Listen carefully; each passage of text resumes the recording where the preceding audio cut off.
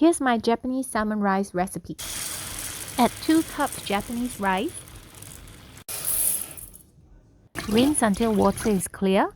Add 3 tablespoons of sake and 3 tablespoons of soy sauce. Stir and mix them up and let it soak for 30 minutes. Crack some salt on the salmon to remove the fishy smell. Then pat it dry.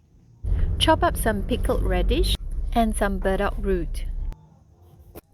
Now the rice is ready, add the salmon. Add shimeji mushrooms on the top. Add butter for flavor. Next, prepare a cucumber side dish. Add salt to drain the water. Let it sit a bit and squeeze the water dry.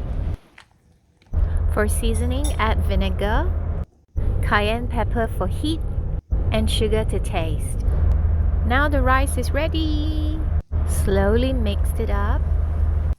Add some coriander and spring onion.